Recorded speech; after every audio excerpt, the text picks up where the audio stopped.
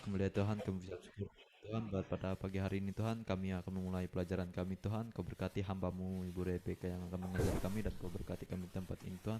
Kau tambahkan pengetahuan dan hikmat kepada kami Tuhan, supaya kami bisa memahami apapun yang disampaikan oleh hamba-Mu Tuhan. Tuhan, kami menyerahkan pelajaran ini ke dalam tangan-Mu, hanya di dalam nama Tuhan Yesus Kristus kami berdoa mengucap syukur. Haleluya, amin. Amin. Amin. Terima kasih Bu Rebeka yang mengajar dengan setia. Terima kasih ya. Hari ini saya yang hosting, tapi yang share presentationnya dari Eric ya, yang tadi udah dikasih ya. Ya, saya udah kasih. Thank you. Oke. Ya, have a blessed morning. Ya, sama-sama. Silakan. Iya, kita akan mulai hari ini dengan 5 jawatan. Kemarin kita udah karunia motivasi sudah. Sekarang kita 5 jawatan ya. Bisa tolong ditayangkan, Eri? Sudah, Bu. Sudah. Oh, nggak kelihatan nih aku nih ya. Ya udah ya. Sudah. Oke ya, jadi oke ya. Sekarang kalau gitu aku harus lihat dari sini sebentar. Sininya aku nggak kelihatan sih. Bentar. Mungkin perlu kalau Ibu pakai handphone perlu di slide, Bu. Di slide geser ke kiri atau geser ke kanan. Oh mungkin. gitu. Bukan dimatiin Oh iya kamera. betul. Iya. Udah. Oke. Makasih. Oke, thank you, Bu. Oke. Ya. Ya, aku pakai handphone. 5 jawatan ya. Jadi kita tahu ada 5 jawatan. Kita coba baca dulu di Efesus 4. Oh, ada 5 kenapa gitu ya. Efesus 4 kita baca ayat 10 sampai 16. 5 jawatan pelayanan.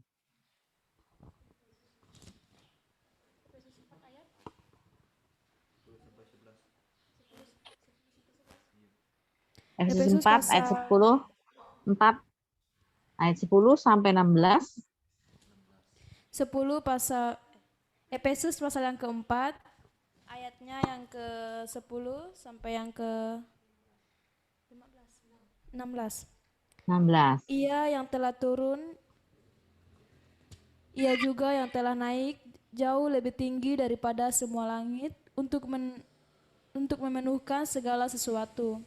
Dan ialah yang memberikan baik rasul-rasul maupun nabi-nabi, baik pemberita-pemberita Injil maupun gembala-gembala dan pengajar-pengajar, untuk memperlengkapi orang-orang kudus bagi kerajaan pelayanan,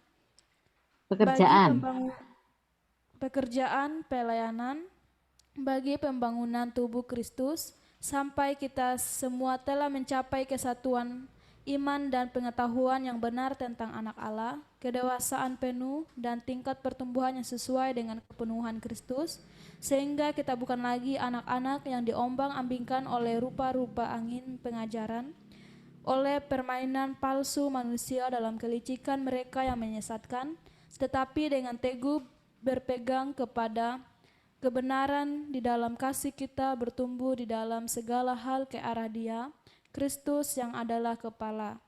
Daripadanyalah seluruh tubuh yang rapi tersusun dan diikat menjadi satu oleh pelayanan semua bagiannya, sesuai dengan kadar pekerjaan tiap-tiap anggota menerima pertumbuhannya dan membangun dirinya dalam kasih. Amin. Ya. Seringkali kita kalau baca Alkitab itu, walaupun kita baca, kita nggak tahu artinya. Kadang-kadang kita sambil ngelamun lagi baca Alkitabnya ya. Kadang-kadang kita tidak benar-benar nggak ngerti. Dilewat aja asal baca Alkitab. Tapi hari ini kita akan belajar sebetulnya apa sih ini yang kayak gini ini. Sebetulnya tujuannya itu kan untuk supaya setiap anggota tubuh itu berfungsi ya. Kita akan lihat ada anggota tubuh di tubuh kita itu yang besar-besar ya, yang fungsinya kelihatan banget dari luar. Itu misalnya tangan, misalnya kaki, misalnya mata gitu ya, mulut, telinga itu dari luar kelihatan banget. Tapi dari dalam ada yang kelihatan banget yang harus memang berfungsi. Kalau yang lain yang nggak berfungsi, dia harus berfungsi. misalnya jantung, paru-paru, yang jelas juga otak ya, otak, jantung, paru-paru, begitu itu harus. Itu harus. Kalau hati, hepar, itu 10% saja cukup, juga masih bisa, orang masih bisa hidup dengan hati yang 90% rusak, 10% benar ya. Tapi jantung nggak bisa ya, begitu dia tersumbat sedikit juga dia langsung sakit jantung terus meninggal. Nah sekarang kita balik lagi. Jadi sebetulnya ini tujuannya apa? Coba kita terus Erik.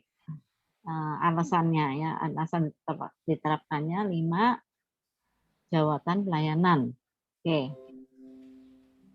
Ya. Slide keduanya.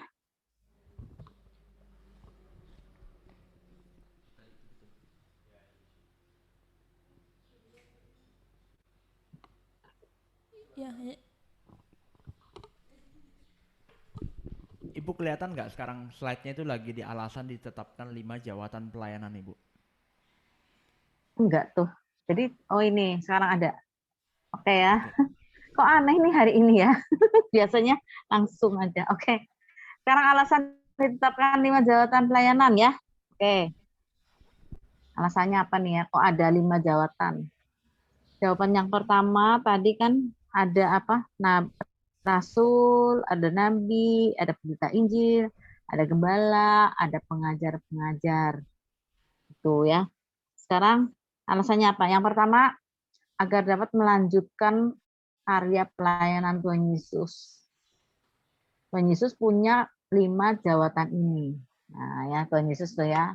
Tuhan Yesus dia rasul juga, dia membuka pelayanan, dia nabi juga, ya, dia gembala juga, dia penginjil juga karena dia yang memberitakan, dan dia guru juga karena itu dia dipanggil guru. Semua 5 jawatan. Sekarang kita misalnya nih Paulus ya, Paulus berapa ini? Paulus itu jelas rasul. Tapi kalau dibilang nabi enggak terlalu ya, enggak ya. Gembala udah jelas enggak. Nah, dia pengajar dan dia penginjil. Nah, sekarang Petrus. Petrus itu rasul, nabi enggak, dia gembala. Dia pengajar juga, dia penginjil. Oke ya, jadi murid-murid Yesus itu biasanya enggak punya kelima-limanya. Biasanya sih ya. Yang punya 5 itu Yesus.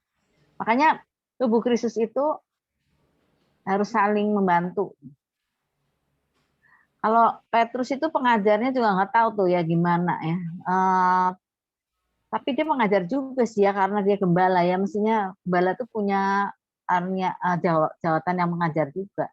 Penginjil jelas seperti itu ya. Jadi yang berfungsi nabi siapa nih, rasul-rasul? Nah itu Yohanes kali ya.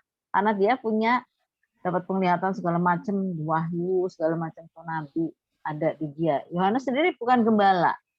Dia rasul, dia nabi, dia pengajar, dia penginjil. Oke ya, pengajar juga pengajar kali ya karena dia nulis 1 Yohanes segala macamnya, buku-buku Injil itu. Oke. Jadi yang lengkap itu memang Tuhan Yesus, dan rasul yang mula-mula itu biasanya punya 4 jawatan. Ya, ada yang 3 dan seterusnya. Itu yang jelas yang kita tahu ya. Yakobus kita nggak tahu karena Rasul Yakobus itu cuma rasul aja. Sepak terjangnya kita nggak tahu. Kalau kita baca kisah para rasul itu sebetulnya sepak terjang yang paling jelas itu adalah Paulus dan Petrus. Makanya kisah para rasul bisa disebut kisah Paulus dan Petrus. Gitu ya sebenarnya ya. Oke. Terus nomor 2 itu agar terjalin kesatuan pelayanan antar sesama anggota tubuh Kristus. Ya, dia memang seperti itu ya, kita tahu. Sekali lagi tubuh Kristus itu ada. Sekarang kita punya tubuh lah. Kita lihat tubuh kita sendiri lah. Ada yang berfungsi sebagai kaki, ada yang berfungsi sebagai tangan, ada yang berfungsi sebagai jari. Semuanya berfungsi di tempatnya masing-masing. Tangan tidak bisa berfungsi sebagai kaki kecuali kakinya nggak ada. Nah itu belajar, tapi tetap aja nggak sempurna ya. Bisa aja ya kalau kita sering lihat foto apa video-video orang-orang yang kakinya nggak ada atau tangannya buntung, itu kakinya kalau tangannya buntung kakinya berfungsi sebagai tangan ya, canggih sih, cuman memang sebetulnya bukan seperti itu karena kaki letaknya di bawah ya, dia karena orangnya nggak sempurna jadi seperti itu, dia punya kaki buat masak juga tapi buat jalan juga. Nah itu kan rada-rada jorok kata saya ya, tapi apa boleh buat, tangannya nggak ada sih. Nah tapi kita tubuh Kristus itu sempurna karena kita semua ada di tempat masing-masing seperti itu ya. Kalau nanti kalian lihat di 1 Korintus 12 dan seterusnya. Nomor 3, untuk meneguhkan dan membangun tubuh Kristus seutuhnya sehingga roh, jiwa, dan tubuh tidak bercacat celah pada saat Kristus datang kembali untuk mengangkat gerejanya. Nah, ini saya udah wanti-wanti banget, Tuhan Yesus sebentar lagi akan datang. Di Indonesia sudah ada orang yang pasang chip, terus ada anak kecil juga yang umur 5 kali apa 4 atau 5 yang dapat pesan dari Tuhan. Dia lihat jamnya itu ditunjukin ke mamanya itu jam 11.59, udah deket banget sama jam 12, tapi Tuhan Yesus bentar lagi datang. Wah, berarti kita kerjanya ini harus cepat nih. Karena kita punya waktu cuma sedikit nih. Bentar lagi dia datang. Kalau kita hitung-hitung ya, semenit itu berapa sih buat Tuhan? Semenit ya.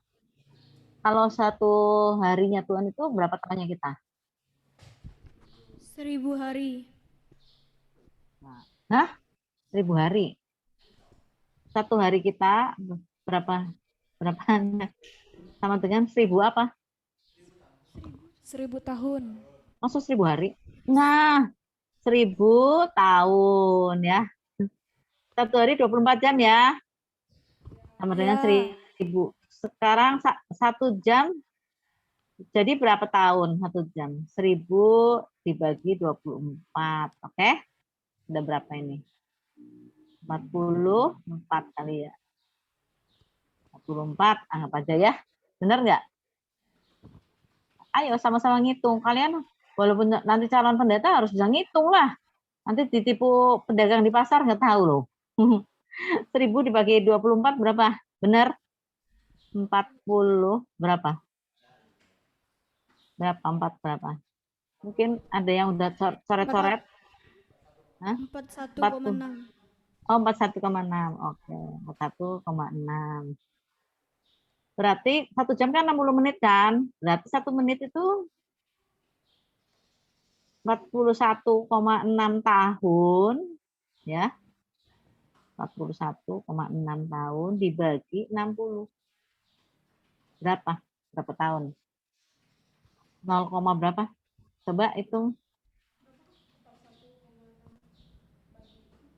1 menitnya. Hitungnya pada pakai HP ya? Nggak apa-apa deh. Anak sekarang semua ngitung pakai HP sih. Berapa? Hah? Bagi berapa tadi, Bu? Loh, 1 jam berapa menit? 1 jam. 1 jam 60 menit.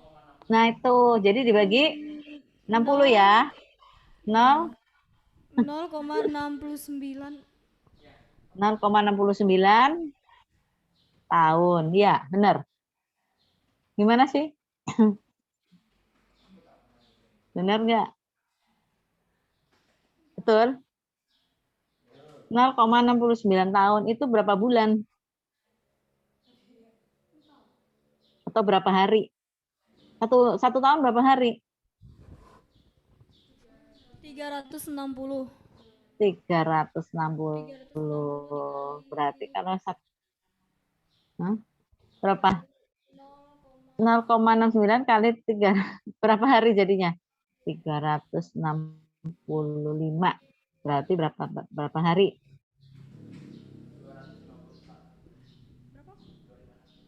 251,85, Bu. 251,85 hari. Berapa bulan ini? Kalau jadi bulan berapa? Bagi 30? 8,395. Wow, 8 bulan lagi ya. Ini bulan apa? Oktober. Kalau 8 bulan lagi tahun depan itu bulan apa? Ayo, ngitung lagi ya. Ayo, Bulan 6, Bu. bulan 6. Kalau benar penglihatan atau pendengaran anak itu kalau benar bulan 6 kira-kira. Nah, kita kan nggak tahu kapan harinya ya. Kira-kira Tuhan Iya, Yesus kita lihat datang. aja, Bu. Kita lihat aja ya. Tapi yang jelas saya mau jelaskan di sini, dia sudah ada di perjalanan untuk datang ke sini. Kita mesti siap. Kalau kamu sekarang belajar di situ, sebentar lagi ada yang diwisuda untuk diutus, berbahagialah. Karena kamu punya waktu untuk melayani Tuhan di atas Tuhan, Raja di atas Raja. Luar biasa itu ya. Jangan ngeluh, udah waktunya cuma dikit kok. Kamu nanti melayani Tuhan cuma dikit kok. Kalau itu kata anak itu ya, tapi ada beberapa orang yang memperkirakan mungkin masih 10 atau 15 tahun, nggak tahu lah berapa tahun. Pokoknya penting kita jaga-jaga terus. Oke, ya. Karena kita harus tidak bercacat celah saat Kristus datang untuk mengangkat gerejanya. Gerejanya kan kita kan. Jadi kita harus benar nih ya. Jangan sampai kita menyia-nyiakan apa yang Tuhan berikan pada kita.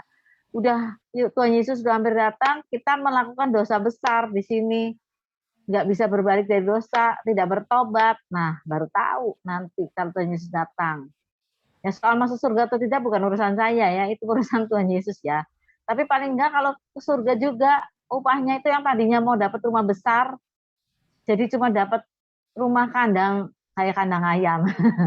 Gitu, walaupun kandang ayamnya di surga pasti lebih bagus daripada kandang ayam di sini ya. Tapi sayang sekali gitu loh. Kalau kita masuk ke surga tapi pekerjaan kita terbakar, waduh sayang banget ya, apa yang kita kerjakan bertahun-tahun itu percuma ya. Misalnya kita udah melayani Tuhan berapa ini ya. Kayak aku nih sekarang udah 63 tahun. Kalau aku nggak jaga-jaga pekerjaan aku yang sama ini, pekerjaan untuk melayani Tuhan, untuk menghasilkan sesuatu, untuk menyenangkan Tuhan, itu nanti percuma nanti ya. Kalaupun masih sempat masuk surga, itu tadi aku bilang kandang ayam itu, karena semua pekerjaan akan diuji dengan api yang keluar dari mata Tuhan Yesus. Jadi kita bersyukur kita saat ini ada di akhir dari zaman akhir, kita siap-siap ya. Saya waktu kemarin dapat anak itu yang bilang tinggal semenit, aku berpikir ya begitu cepatnya waktu berlalu. Tapi sebelum Tuhan Yesus datang itu ada aniayaan. Nah itu. Oh, 8 bulan itu ini katanya bukan pengangkatan dulu, bukan Tuhan Yesus datang. Itu rapture. Tuhan Yesus datang kembali untuk mengangkat gerejanya tadi ya, rapture ya. Jadi apakah nanti kalau yang nggak ikut rapture itu masih bisa bertahan dalam aniaya yang dilakukan oleh antikris? Sekarang aja kita mau masuk mall harus pakai aplikasi Peduli Lindungi. Belum masuk nih udah repot nih. Masa mau belanja makanan repot Peduli Lindungi, vaksin gitu ya segala macam. Kalau nggak ada itu nggak bisa masuk. Kalau nggak mau divaksin ya udah nggak bisa masuk ke mall. Ya nggak bisa. Nanti lama-lama Indomaret, Alfamaret juga begitu. Nah, udah kebayang belum itu penganiayaan yang akan datang? Kebayang banget. Nanti kalau ada vaksin berikutnya, kita boleh nggak nolak? Ini kan vaksin baru yang ini 1-2. Nanti ada berikutnya lagi. Nah itu yang ada dimasukin chip. Waduh, kemarin saya lihat yang orang Indonesia itu yang sudah pakai chip, ternyata memasukkannya juga caranya ya pakai suntikan dokter itu, tapi jarum yang depannya itu besar ya, rada besar gitu, supaya bisa dimasukin chip. Jadi orangnya taruh chipnya di sini, kelihatan ya. Memang masih pertanyaan dan seterusnya ya, tapi kita mesti jaga-jaga lah. Hati-hatilah, berjaga-jaga. Oke ya. Nah, kita bersyukur Tuhan sudah menetapkan semuanya dengan baik. Nah, sekarang kita lihat. Terusnya, Rick.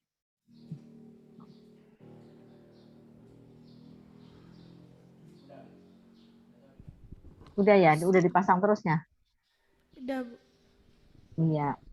Jadi walaupun 5 jawatan ini punya perbedaan tapi punya tujuan yang sama ya. Sekarang 5 jawatan itu ada rasul, ada nabi, ada penginjil, ada gembala, ada pengajar. Coba kita lihat dulu 1 Korintus 12 ayat 28.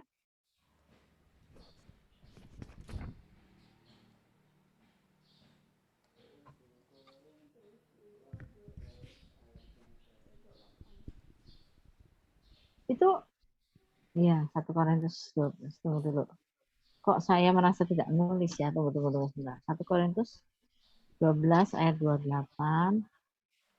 Ininya apa? Iya betul Ada ya? di slide. Iya. Oke. Terus 28. Jadi kalau 1 Korintus 12 itu rupa-rupa karunia ya, tapi satu roh. Yang ayat 28-nya Dan Allah telah menetapkan beberapa orang dalam jemaat, pertama sebagai rasul, kedua sebagai nabi, ketiga sebagai pengajar, selanjutnya mereka yang mendapat karunia untuk mengadakan mujizat, untuk menyembuhkan, untuk melayani, untuk memimpin, dan untuk berkata-kata dalam bahasa roh. oke. Tapi ini 3 ya, yang kalau yang ini ya, kalau yang ini jelasnya tadi ada di Efesusnya, tapi yang ini sebagai apa namanya tambahan. Kalau yang di bawahnya itu tadi ada karunia. Jadi gini ya, bahwa 5 jawatan ini akan dilengkapi dengan karunia. Karunia dari Roh Kudus, karunia motivasi juga, maksudnya bakat. Itu dilengkapi semua, rasul, nabi, penginjil, gembala, pengajar. Kalau kita baca kisah para rasul, itu Rasul Paulus itu ada bisa membedakan roh, dia juga mendapatkan karunia pewahyuan, karunia kata-kata dengan pengetahuan, karunia hikmat dan seterusnya.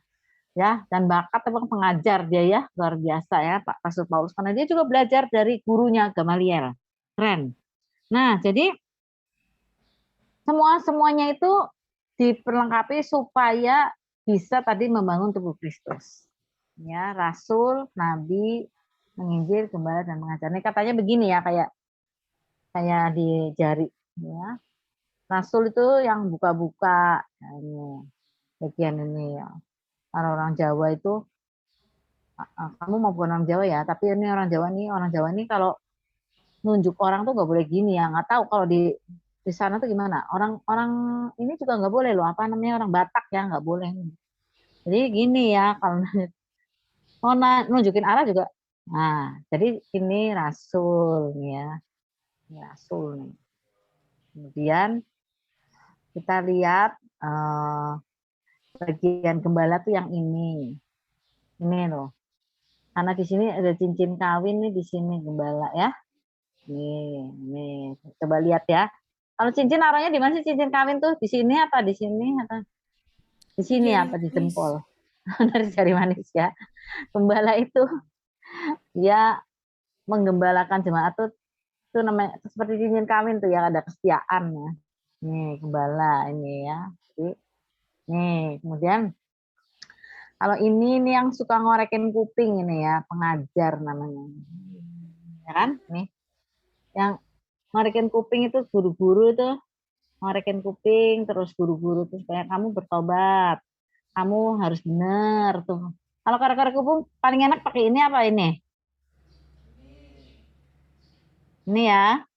Ini ya, korek kuping ini pengajar ini.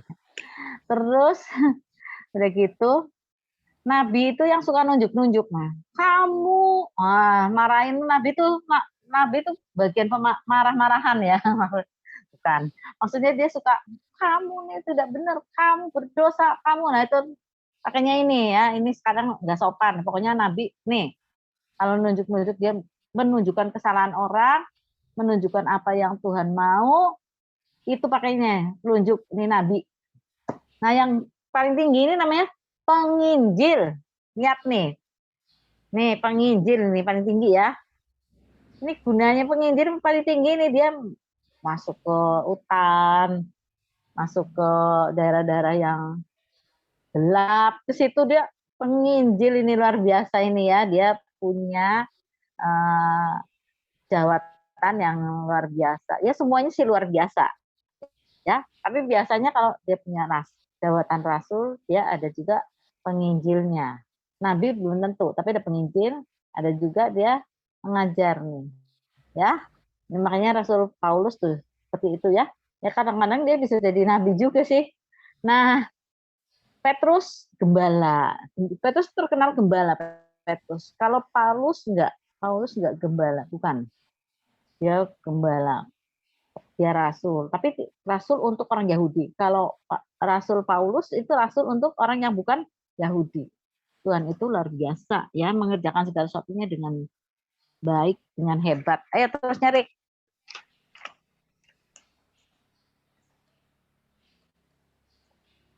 Nah, kita lihat sekarang rasul ya. Rasul itu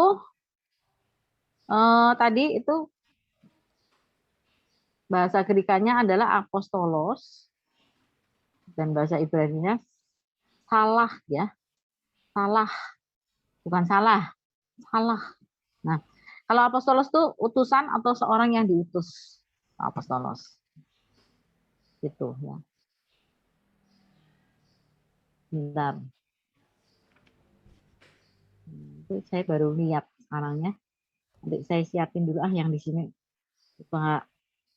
Bentar ya. Bentar.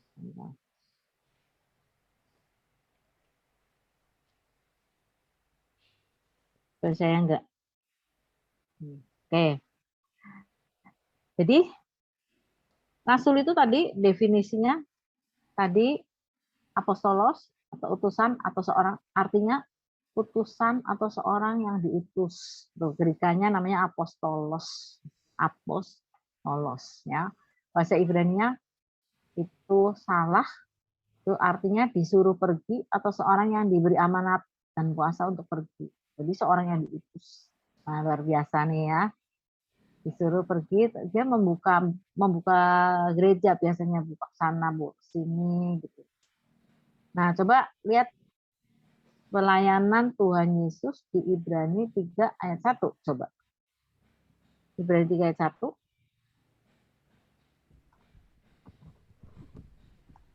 Ibrani 3 ayat 1. Apa bilangnya? Ibrani 3 ayat 1.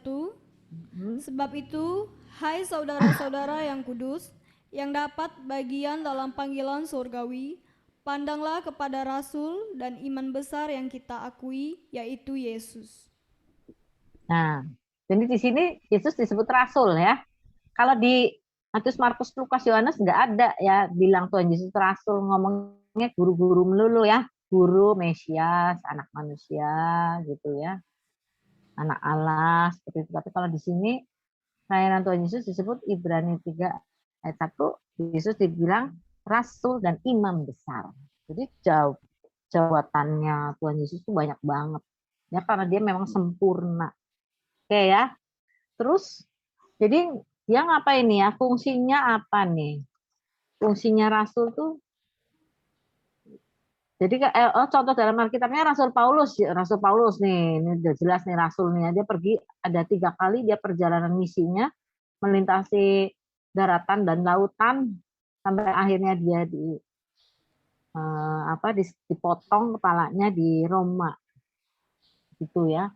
Kita nggak tahu prosesnya bagaimana sampai akhir. Kenapa dia dipotong? Karena waktu pertama, kalau kita baca di Kisah Para Rasul, dia di welcome lah sama orang-orang Roma itu, malah dikasih tempat tahanan rumah, dia bisa ngajar di situ, terima tamu segala macam. Itu pasti urusannya orang Yahudi lagi kayaknya ya. Sampai dia akhirnya dipotong kepalanya, dipenggal kepalanya. Oke, terus jadi fungsinya apa ini? Kalau rasul, nah itu dia utusan keluar dengan otoritas dan mewakili dengan setia dan punya maksud pengutusan. Pokoknya dia terus pengutusannya seperti itu. Fokusnya apa? Pelayanannya ya, bawahnya ya. Itu struktur atau kehidupan gereja yang kuat. Nah, dia maunya seperti itu. Rasul seperti itu. Terus gimana diterapkan dalam pelayanan? Nah, ini ya perintisan. Jadi kalau rasul itu perintisan jemaat, dia pelatihan pemimpin, networking dan seterusnya ini. Para pemimpin ini dilatih sama dia rasul. Terus apa nih tanda-tanda yang menyertainya? Itu tanda heran dan mujizat. Coba kalau kita tahu Rasul Paulus segala macam kita baca itu ada tanda-tanda heran, mujizat, segala penyembuhan dan sebagainya. Terus buah-buah kerasulannya nyata ada. Buah-buahnya apa coba? 1 Korintus 9 ayat 1 nomor 2. Coba buah-buahnya apa aja? Kalau misalnya rasul itu kan kita harus menilai, saya ini rasul apa nih? Harus ada jawabannya, jawatan ya. 1 Korintus 9 ayat 1 sama 2.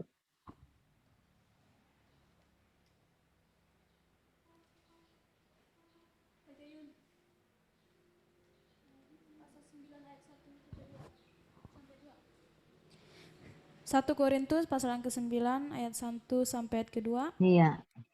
Di kopi atas, hak dan kewajiban rasul. Bukankah aku rasul? Bukankah aku orang bebas? Bukankah aku telah melihat Yesus Tuhan kita? Bukankah kamu adalah buah pekerjaanku dalam Tuhan? Sekalipun bagi orang lain aku bukanlah rasul, tetapi bagi kamu aku adalah rasul.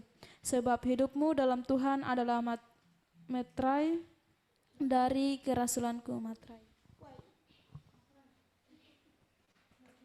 Hidupmu dalam Tuhan adalah materai dari kerasulanku. Artinya, waktu dia menginjil, waktu dia membuka, merintis jemaat, tuh ada yang dia hasilkan gitu loh. Hidupmu, kamu tuh loh, orang Korintus tuh hasil kerjanya aku tuh loh. Itu materai, itu buah.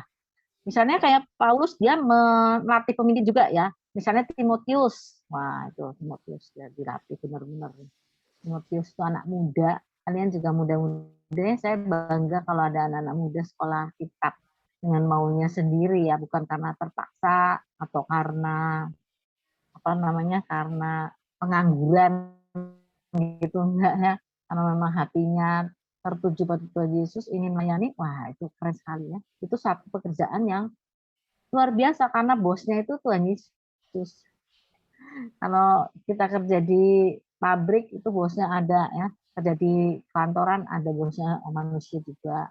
Tapi kalau kita bekerja melayani Tuhan, nah itu bosnya Tuhan. Nah tuh bos saya juga Tuhan, makanya luar biasa saya digaji Tuhan. Nah, sekarang ini luar biasa nih kalau punya bos namanya Tuhan Yesus, beres deh ya, nggak usah takut mana-mana. Nah jadi kayak Paulus dia melatih tadi pemimpin-pemimpin muda, termasuk Lukas itu dilatih sama dia. Terus ada Priscilla, Aquila kayak gitu, banyaklah dia ya. Terus ada banyak nama Yunani, ada Yulia, ada Rufus, segala macam banyak deh ya. Nah seperti itu ya. Jadi kita melihat bahwa dia punya banyak murid. Itu Rasul Paulus tuh rasul tuh begini ya. Kalau rasul dia buka perintisan di sini. Nanti kini udah jadi dia latih orang di situ jadi pemimpin, dia mengembalakan di situ. Perempuan juga ada yang mengembalakan namanya Febe. Febe itu gembala loh, Febe ya. Jadi itu gembala terus dia pergi lagi ke tempat lain, dia buka ke tempat lain, dirintis. Nanti udah mulai jadi, nah di situ ditinggalin ada lagi yang dia siapkan untuk mengembalakan. Terus dia pindah lagi, itu kayak gitu. Rasul Paulus seperti itu ya. Dia di Korintus agak lama loh, ada 2 tahun kali. 2 tahun apa 3 tahun ya. Oke, sekarang kadangkala dilihat di bawahnya, kadangkala disertai penderitaan atau tekanan bahkan diancam kematian. Wah, jadi rasul ini banyak ancaman karena dia perintis yang paling depan. Jadi dia ada ancaman nih ya. Kadangkala coba di 1 Korintus 4. Ancamannya apa aja nih? Wow, ini keren nih ada ancaman 4 ya ayat 9 sampai 13. Coba. Ancamannya apa nih? Yang tahu. Apa tadi Bu? 1 Korintus 4 1 Korintus 4 ayat 9 sampai 13. ayat 9. 1 Korintus pasal 4 ayat yang ke-9. Iya. Sebab menurut Sampai 13. pendapatku Allah memberikan kepada kami para rasul tempat yang paling rendah, sama seperti orang-orang yang telah dijatuhi hukuman mati. Sebab kami telah menjadi tontonan bagi dunia, bagi malaikat-malaikat dan bagi manusia. Kami bodoh oleh karena Kristus, tetapi kamu arif dalam Kristus. Kami lemah tetapi kamu kuat, kamu mulia tetapi kami hina. Sampai pada saat ini kami lapar, haus, telanjang, dipukul dan hidup mengembara. Kami melakukan pekerjaan tangan yang berat. Kalau kami dimaki, kami memberkati. Kalau kami dianiaya, kami sabar. Kalau kami difitnah, kami tetap menjawab dengan ramah. Kami telah menjadi sama dengan sampah dunia, sama dengan kotoran dari segala sesuatu sampai pada saat ini. Amin. Waduh, ngeri nggak nih? Jadi Ngeri. rasul itu ancaman kematian ya. Saya bilang sama anaknya Linda ya, dia mau masuk sekolah STT. Mungkin saya nggak tahu di otaknya apa ya, tapi saya sudah bilang sama dia, kamu jangan pikir kalau di STT itu sekolah yang gampang. Nah, itu bukan gampang. Itu sekolah yang penuh tantangan. Karena teladan kita adalah Yesus Kristus. Benar, dia bos kita, dia melengkapi, dia mencukupi segenap kebutuhan kita. Tapi tantangannya, wow. Karena kita melawan iblis. Iblis nggak suka kita jadi murid Kristus terus menyiar-nyiarkan ini Injil gitu, membawa banyak orang kepada Tuhan Yesus, nggak mau dia. Tantangan paling berat tuh memang sekolahnya di STT, terus di sekolah Alkitab tuh paling waduh, tantangannya udah berat. Nanti karena itu ya banyak anak sekolah di STT itu nggak jadi pendeta, nggak jadi penginjil, nggak jadi apa-apa. Ada yang kerja kantoran, ada yang kerja apa segala macam karena nggak tahan. Gitu loh, nggak tahan hidup melayani Tuhan, hanya melayani Tuhan nggak tahan. Jadi bilang sampai saat ini tuh kami lemah tapi kamu kuat, kamu mulia tapi kami hina. Nah itu jadi rasul tapi malah dia malah hina ini. Jadi kami telanjang, kami lapar, dipukul, hidup mengembara. Wow ya. Kalau dimaki memberkati, waduh. Harus nih ya kalau dimaki, kalau dianiaya tetap sabar. Kalau kalau difitnah menjawab dengan sabar, menjawab dengan baik, menjawab dengan ramah. Kalau difitnah, kita kalau difitnah sakit hati dong. Kalau nggak sakit hati nggak normal lah. Tapi harus menjawab dengan sabar, dengan ramah. Apalagi lihat orang yang mau fitnah, pengennya gaplokin aja ya, pengen mukul kalau kita tuh. Tapi ternyata harus seperti itu tuh jawatan rasul. Terus kalian jangan bilang gini, saya nggak mau rasul lagi, saya nggak mau rasul. Kan dulu ya semua diberi oleh Tuhan. Kalau kalian memang jawatannya rasul, wow itu keren sekali ya. Oke, jadi ancaman kematian itu biasa, kayak Rasul Paulus tuh kayak gitu, malah pernah dilemparin batu sampai dikira mati, nggak taunya dia bangun lagi, itu mujizat, dia udah mati bangun lagi, dilemparin batu. Mungkin waktu dia bilang, aku sudah berdoa pada Tuhan untuk menyingkirkan duri dalam dagingku, tetapi 3 kali Tuhan juga menjawab, anugerahku cukup bagimu. Apa sih duri dalam dagingnya itu? Jangan-jangan tuh bekas luka. Ada dilemparin batu, ada dipecut, segala macam ya. Tubuh ini mungkin jadi cacat-cacat begitu, apa mukanya jadi cacat, nggak tahu juga ya. Dulu nggak ada foto sih, coba zaman sekarang mau pada selfie ya. Udah ngeliatin fotonya kayak apa, kalau zaman sekarang masih bisa beda plastik lagi. Zaman dulu nggak tahu deh. Jadi Rasul Paulus kayak apa? Nggak tahu, kita nggak tahu. Mungkin itu badannya kenapa tuh ada duri dalam daging? Apa karena dia dipukul, karena dia dipecut jadinya ada kerusakan bagian dalam, atau tulangnya pengkor gitu ya? Apa tulangnya patah, sembuh nggak sempurna, apa gimana? Namanya juga orang, kita nggak tahu. Ya, apa sih penyakitnya dia tuh sebenarnya ya? Nanti kalau di surga kita bisa tahu. Kita tukar-tukar cerita ya. Mungkin kita di surga kayaknya nggak usah tukar cerita, udah tahu. Konon menurut orang-orang yang sudah ke surga, begitu kita lihat orang, misalnya ya kita ketemu Pak Abraham, kita nggak usah kenalan. Bapak namanya siapa misalnya? Saya Abraham, oh saya Sinta misalnya. Kamu bayangin ya kalau di surga itu harus kenalan. Aduh, berapa tahun kenalan di sana itu. Orangnya banyak sih. Jadi ceritanya begitu sampai di surga, kita kenal sama mereka udah tahu, oh ini Petrus, ini Abraham, ini Paulus. Ceritanya kayak gini, kayak gini, kayak gini, kayak gini. Gak usah tanya-tanya lagi, udah tahu ceritanya. Keren ya, sangat menyenangkan di surga. Luar biasa. Oke, sekarang kita beralih ke Nabi. Nabi, ya. Nabi itu disebut juga di 1 Korintus 12 ayat 28 ada Nabi. Bahasa Grekanya itu profotelo. Kenapa? Makanya kalau di sini ada pelayanan profetik. Nah, itu Nabi ya. Profotelo artinya orang yang berbicara karena mendapat ilham dari Tuhan untuk menyatakan wahyu atau nubuat. Ilhamnya dari Tuhan. Nah, bahasa Ibraninya ini bisa hasah, itu melihat, masa, itu menyatakan, bisa naba nabi ya, naba berbicara ya, atas dorongan ilahi. Natab itu berbicara karena diilhami. Nah, itu nggak usah dihafalin, udah pokoknya asal tahu aja ya, bahasa Ibrani, bahasa Greka seperti itu ya. Kita lihat di pelayanan Tuhan Yesus, apakah dia juga disebut nabi? Yohanes 4 ayat 19, coba dibaca dulu.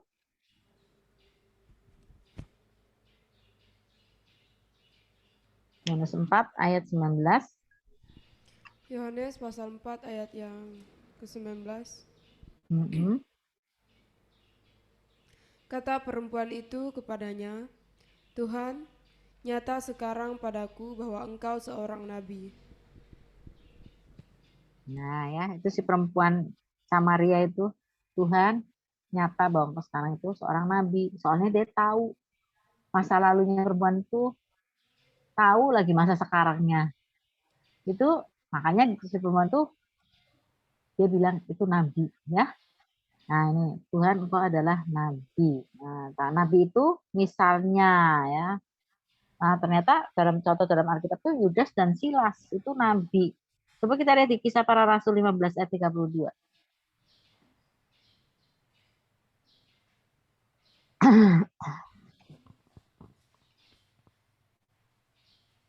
Kisah Para Rasul 15 ayat 32. Kisah Para Rasul pasal 15 ayat yang ke-32. Yudas dan Silas yang adalah juga nabi lama menasihati saudara-saudara itu dan menguatkan hati mereka. Nah, jadi jelas ya, ada nabi di sini, jawatan nabi yang jelas Yudas dan Silas. Nah, seperti itu ya. Di Kisah Para Rasul 15 ayat 32. Itu apa sih fungsinya si nabi itu? Jadi fungsinya adalah juru bicara atau penyambung lidah Tuhan. Jadi dari Tuhan, ya lidahnya dipakai Tuhan untuk menyatakan. Kalau Bileam itu nabi apa bukan? Bileam di kitab Bilangan. Kata kamu.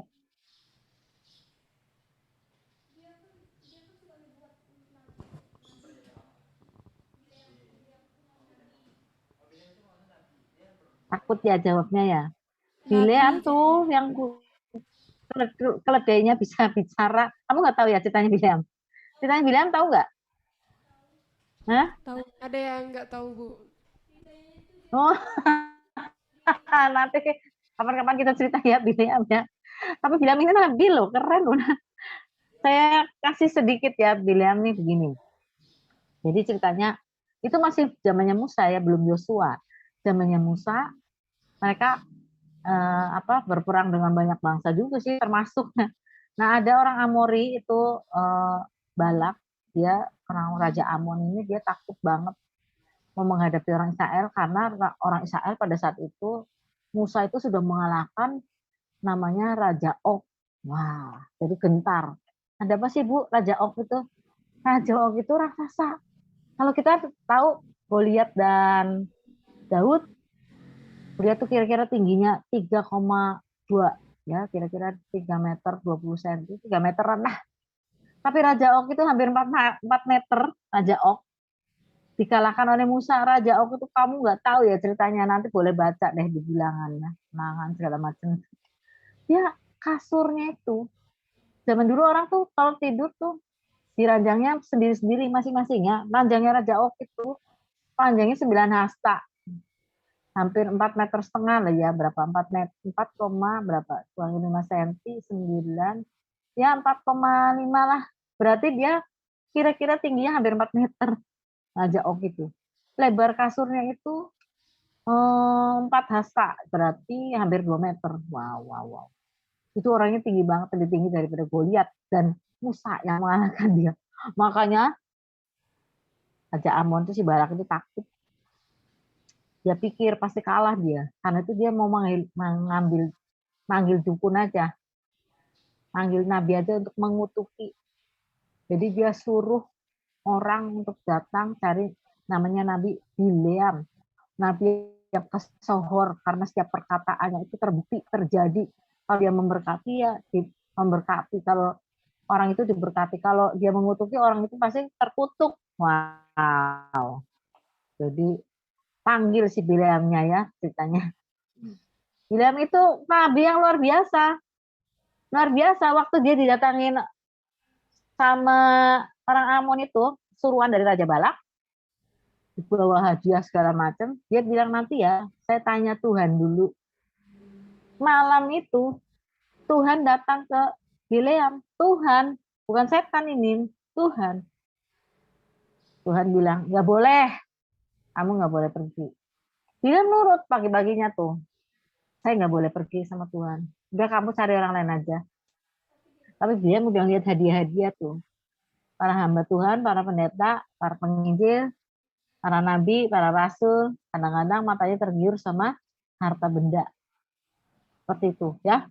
Nah terus berapa harinya kemudian datang lagi suruhannya Balak itu. Karena kemarin nggak mau pikirnya Balak, persembahannya kurang banyak. Jadi dibawa banyak kan. Lebih banyak lagi ke situ. Dia bawa ke situ. Terus udah bilang lagi, Bileam, Raja Balak memanggilmu karena dia mau mengutuki bangsa itu yang mau nyerbu. Makasih Bileam bilang nanti ya. Nginep lagi deh semalam, saya tanya dulu sama Tuhan. Malamnya dia bertanya sama Tuhan lagi, mana Tuhan datang duluan sama dia ya. Dia kata Tuhan, kamu nggak boleh pergi. Kecuali begini deh, kalau memang orang itu nanti datang lagi, ya udah kamu boleh pergi. Udah gitu aja. Tapi kamu akan berbicara apa saja yang aku taruh di mulutmu. Nggak bisa bicara yang lain. Taruh di mulutmu aja. Oh, Tuhan itu dia penyambung lidah dari Tuhan ini. Nabi ini ya, Bileam namanya ya. Nah, terus udah seperti itu, dia udah saking girangnya, dia nggak dengar Tuhan bilang, nanti kalau datang lagi, enggak. Dia besoknya begitu melek mata, dia bilang, ayo kita berangkat, udah berangkat. Dia naik keledai. Orang-orang itu pada naik kuda, duduin ya. Dia naik keledai di belakangnya, nah di keledainya di tengah jalan itu dihadang sama malaikat. Malaikat Tuhan yang pertama, keledainya itu tiba-tiba waktu dia naik keledai, keledainya itu nyasar masuk ke sawah apa masuk ke ladang.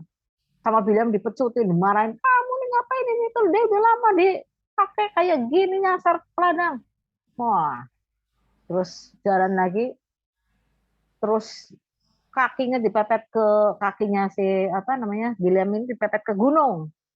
Dia nabrak gunung si keledai, pecutin lagi keledainya sama si Bileam. Kamu ini apa ajaran nggak benar nih, payah nih kamu. Wah, terus begitu mereka jalan lagi, si keledai itu apa menjatuhkan diri gitu. Marah lagi si Bileam, pecutin lagi. Terus si keledainya itu bisa bicara, nengok ke Bileamnya. Bapak, ini bahasa sehari-harinya. Kok Bapak memukuli aku terus sih? Bapak nggak tahu. Bapak tuh dihadang sama malaikat. Lihat, begitu si keledainya ngomong gitu, matanya Bileam itu terbuka dan di situ dia lihat ada malaikat Tuhan, dia bawa pedang mau bunuh si Bileam ini. Mau bunuh. Nah, jadi tadi kenapa keledainya nyasar tuh gara-gara malaikatnya di tengah jalan begini sama keledainya pasarin ke ladang. Udah itu di tengah jalan malaikatnya mau bunuh lagi, pepetin di gunung supaya si Bileam nggak kebunuh.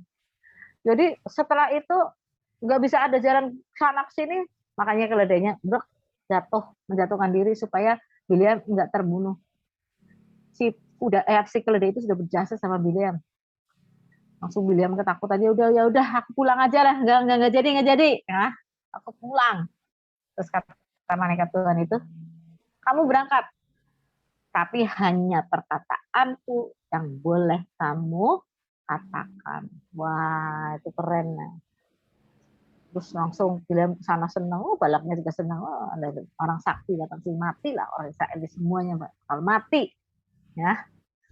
Nih, setelah itu kata Balak, ayo kita bikin apa nih? Kata Bileam, ayo kita bikin mesbah. Ini nabi, benar-benar nabi, luar biasa, dia bikin mesbahnya benar, mesbahnya orang Israel ini, mesbah yang untuk Tuhan. Itu batunya tidak boleh kena kapak, nggak boleh ditata, nggak boleh. Dia batu bener, batu bulat, batu diambil dari sungai kayak dari gunung meletus kayak. Semua itu bikin mesbahnya itu sulit, karena tuh harus disusun dengan baik, nggak pakai semen, nggak apa, jangan sampai gelundung. Ayo bikin 7 mesbah.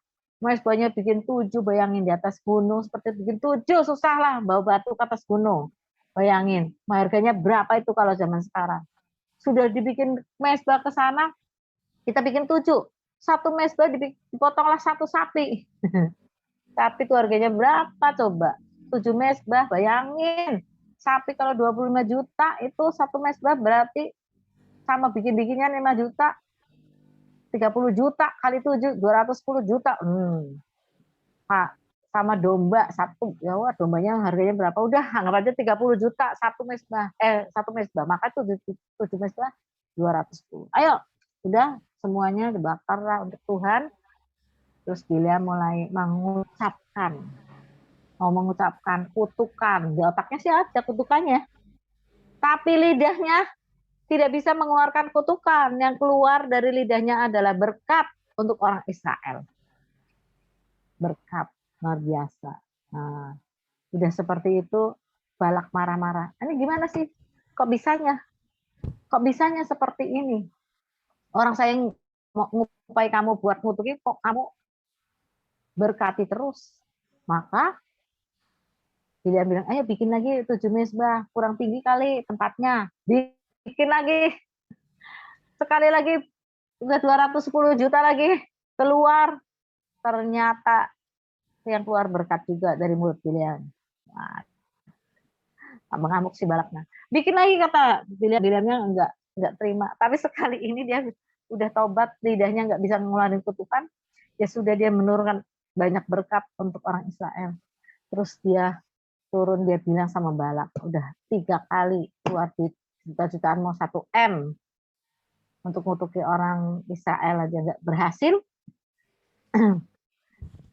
Terus Bileam tahu dia harus tunduk sama Tuhan, memang dia nabi Tuhan, tetapi hatinya sudah condong pada hadiah, pada harta. Karena itu dia bilang sama Balak, Raja Balak, nggak bisa kita menentang Tuhannya orang Israel. Kita buat aja orang Israel itu menentang Tuhannya sendiri, nanti dia kalah. Ini nasihat Bileam. Gimana nasihatnya? Ayo kita cari cewek-cewek cantik. Kita bikin cewek-cewek nari-nari di depan para orang Israel itu, biar mereka melawan Tuhannya sendiri. Sebab Tuhan tidak suka orang Israel itu menikah dengan orang asing, dengan orang yang bukan Israel, bukan orang yang percaya Tuhan. Maka dibuatlah, pilih perempuan cari cantik untuk merayu para cowok orang Israel itu. Mereka nari-nari di situ, orang Israel jatuh cinta pada itu perempuan-perempuan tuh, diambil istri, diambil apa, nggak tahu lah, terserah gimana. Berdosalah mereka sama Tuhan, mereka dihukum sama Tuhan. Pada satu hari 24.000 orang meninggal tuh gara-gara dihukum sama Tuhan karena mereka berzina dengan perempuan-perempuan Amon itu ya, dari Raja Balak. Itu nasihatnya Bileam ya, sampai sekarang masih nasihat Bileam, nasihat setan itu supaya para pria dan para wanita Kristen, murid Kristus itu menikahi orang yang tidak seiman, supaya mereka itu dibawa. Karena pada waktu dibawa orang-orang Israel menikahi perempuan-perempuan itu bawa berhala-berhalanya. Tentu orang Israel juga menyembah berhala-berhala itu. Wah, sudah kacau ya kalau Kalau kita seperti itu, ingat ya, waktunya tinggal dikit, jangan sampai kita tersesat, jangan sampai kita tertipu oleh iblis. Nah, karena saya cerita Biliam ini jadi habis waktunya ya, nabi. Jadi Biliam ini itu nabi yang benar-benar nabi, dia luar biasa, nabi yang berkati. Maksudnya nabi yang dipakai oleh Tuhan. Jadi penyambung lidah, menyampaikan suara Tuhan yang bisa berupa teguran ataupun kehendak Tuhan. Nah, nanti kita bicara lagi nyambung soal nabi minggu depan ya. Ini seru sekali di soal nabi ini ya. Mungkin di antara kalian nanti bisa ada yang jadi nabi, harus taat sama Tuhan. Kita pokoknya nggak soal nabi, nggak soal siapa, pokoknya kita harus taat lah sama Tuhan. Kita berdoa sekali bagi kita semua dipakai menurut apa yang Tuhan sudah berikan pada kita. Entah itu karunia, entah itu bakat, nanti jawatan juga kita dapat. Maka akan sukseslah gereja Tuhan, akan bekerjalah Tuhan, penginjilan akan diadakan, dan itu banyak sekali jiwa yang akan datang kepada Tuhan. Amin. Amin. Amin. Ya, saya berharap ya kita sedikitan tapi kita maju terus ya. Yang sedikit, jangan lupa Gideon juga berperang nggak perlu 10.000 orang, tapi cuma 300. Keren lah ya. Baca Alkitabnya yang seru itu ada yang belum tahu ceritanya ya, kayak bilang gini ya. Dibaca ya, ada di Bilangan itu 22 atau 23 Bilangan ya. Oke. Tuhan Yesus memberkati, sampai ketemu minggu depan. Mari kita berdoa. Mari kita Ayo, bersatu siapa yang berdoa. berdoa? Terima kasih Bapa, terima kasih Tuhan buat kesetiaan-Mu Tuhan pada pagi hari ini Tuhan. Kau telah menyertai sepanjang pelajaran kami ya Tuhan. Biarlah pelajaran ini Tuhan boleh kami mengerti ya Tuhan, boleh kami tanam dalam hati kami ya Tuhan, supaya kami boleh menggunakan setiap pelajaran ini dalam pelayanan